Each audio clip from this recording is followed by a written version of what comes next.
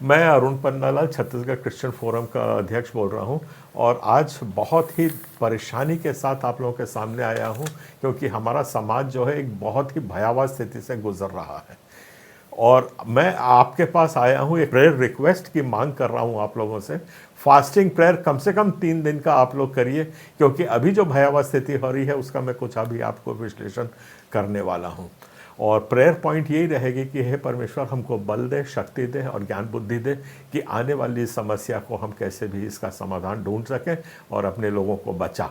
ये हमारा prayer point है। इसके लिए मैं एक एक विश्वासी और एक एक पादरी से आग्रह कर रहा हूँ। आप लोगों ने देखा होगा कि पिछले 3 साल से हमारे मीडियम साइज़ के जो चर्चेज़ हैं जिसमें 50, 60, 100, 150 लोग आते हैं उन पर लगातार आक्रमण होता रहा है और ऐसी स्थिति बना दी कि उनको अपने चर्च करीब करीब बंद करना पड़े। और ये मैं अच्छे से जानता हूँ कि आज छत्तीसगढ़ में करीब 70% इस साइज़ के चर्चेस बंद हो गए हैं। उनके बंद होने के बाद क्या हुआ है कि जो विश्वासी लोग हैं वो थोड़े से बट के हाउस चर्चेस की तरफ चले गए। हाउस चर्चेस में 10, 12, 15 लोग बैठ करके अपना दुआ प्रार्थना अलग अलग एक ही गांव में 4-5 घरों में बैठ करके दुआ पढ़ते थे। तो फिर उनके ऊपर भी हमले होने लग गए।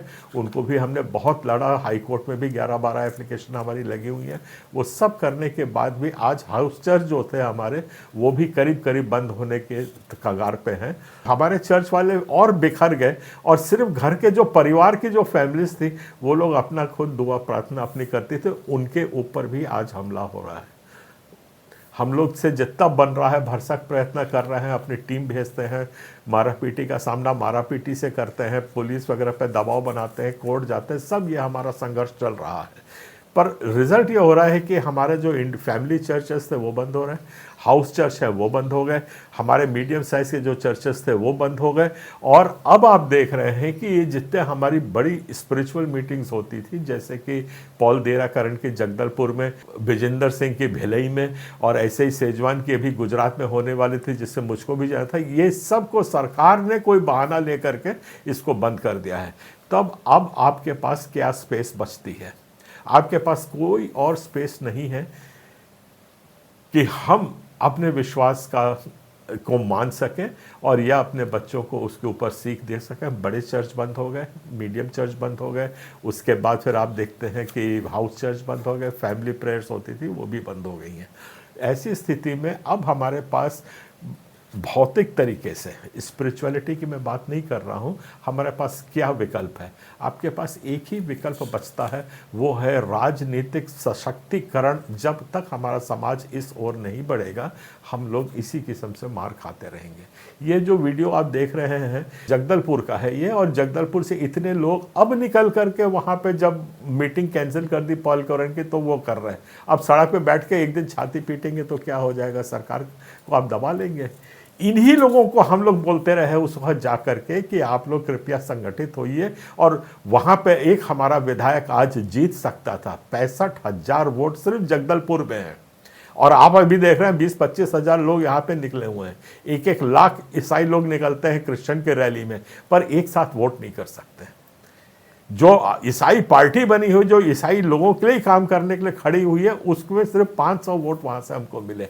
आज अगर सब आपका विधायक होता तो मुझे कुछ बोलने की जरूरत नहीं है क्या होता क्या नहीं होता। वही हाल आप देखिए, अगर जशपुर जाके देखिए, कुनकुरी देखिए, वहां 2 लाख लोग सड़क पे आ रहे हैं। तो ईसाई समाज का सिर्फ सड़क पे बैठने के लिए, मार खाने के लिए और दुलत्ती खाने के लिए है? अपना विश्वास, धर्म, सब कुछ को त्याग करने के लिए है? तो इस पे आप लोग विचार करिए। संगठित होते बनता है तो बहुत अच्छी बात है, नहीं तो जो होना है वो तो होगा ही होगा। और आपसे अभी जो आखिरी निवेदन वो है कि अभी रायपुर उपचुनाव हो रहा है, उसमें हम लोगों ने, हमारे प्रत्याशी अंकुश बरिएकर नाम है और 4 नंबर का ईवीएम पे उनका नाम है। हम कोशिश कर रहे हैं कि हमारी पहचान ईसाई समाज की कहीं ना कहीं पे राजनीतिक सेक्शन में बने, इसलिए हम लोग ये सब प्रयास कर रहे हैं। इसको आप ज़्यादा फैलाइए और जितनों से उसमें सहयोग करते बनता है हर किस्म का, उनको पास जाइए, लोगों को बोलिए, समझाइए। मुझे बोलने की ज़रूरत नहीं, आप लोग सब जानते हैं एक दूसरे के कौन कहाँ रहता है। इस तरीके से ऐसे साइजेबल वोट अगर उनको मिलेगा तो आज सरकार आपकी सुनेगी। आप एक शक्ति बनेंगे जब आपके पास पता चलेगा कि ईसाई समाज का 2, 4, 5, 6 लाख, 7 लाख संगठित वोट है। तब आपके उनकी हिम्मत नहीं होगी कि पॉल दिनकरन की मीटिंग रोके, या उसकी हिम्मत नहीं होगी कि जशपुर में वो किसी को तंग कर सके। मेरी इन बातों को थोड़ा ध्यान दीजिए और शांति से सुनिए, और हमारा जो कैंडिडेट खड़ा है उसको आप लोग पूरा तन मन धन से सहयोग करिए। सड़कों पे निकलिए, घर पे जाइए, हर एक से मिलिए। और अभी 3 दिन बचे हैं, 4 दिन बचे हैं, आप लोग चाहते हैं तो हर एक कोई एक एक मोटरसाइकिल उठा के एक एक घर जा सकता है, उनको प्रोत्साहित कर सकता है, आजू बाजू भी बात कर सकता है। पैम्फलेट्स वगैरह की ज़रूरत है तो संपर्क करिए, वो भी सब हम आपको उपलब्ध कराएंगे।